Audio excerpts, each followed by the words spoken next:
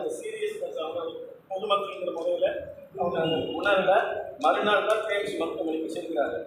காயத்தை ஆய்வு செய்த பொழுது இரத்த ஓட்டம் குறைவது உறுதி செய்யப்பட்டது.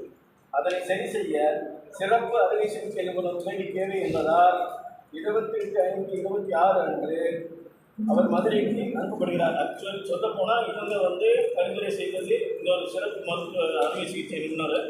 இவர்கள் தேர்ந்தெடுத்தது மதுரை மீனாட்சி மிஷன் மருத்துவமனை.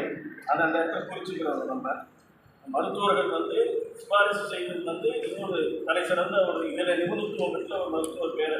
அதை தான் அவங்க மிரட்டினாங்க, இன்னாருக்கு தான் போகணும்னு மிரட்டினாங்கன்னு அவங்க அதை தவறாக புரிஞ்சுக்கிறாங்க. நல்ல சிகிச்சை கிடைக்கணுங்கிறதுக்காக தான் அந்த குறிப்பிட்ட அறுவை சிகிச்சை நிபுணர் பேரை சொல்லி அவர்கிட்ட போகணும்னு சொல்கிறாங்க. இருந்தாலும் ஒரு நல்ல மருத்துவமனைக்கு தான் நமக்கு சென்றிருக்கிறார்கள். மதுரை மீனாட்சி மிஷன் மருத்துவமனைக்கு அனுப்பப்பட்டார். அங்கு அவருக்கு பிளாஸ்டிக் அறுவை சிகிச்சை உட்பட சிறந்த சிகிச்சைகள் மேற்கொள்ளப்பட்டன. காயம் தற்பொழுது ஆறி வருகிறது. சிறுவன் சாய் ஹரீஷ் அவர்கள் செய்யப்பட்ட அறுவை சிகிச்சை பொதுவாக இந்த ப்ரொசீஜர் ஆண்குடியில் செய்யக்கூடிய இந்த ப்ரொசீஜர் இஸ்லாமியர்கள் ரொம்ப சகஜமாக செய்து கொள்வார்கள். எந்த ஆண்களுமே அவர்கள் செய்து கொள்வார்கள். இது எங்கும் பரவலாகவும் செய்யப்படும் சிகிச்சையாகும். அவருக்கு ஏற்பட்ட இந்த பிரச்சனை மிகவும் அரிதாக 10 லட்சம் நோயாளிகள் ஒருவருக்கு ஏற்படும் ஒன்றாகும்.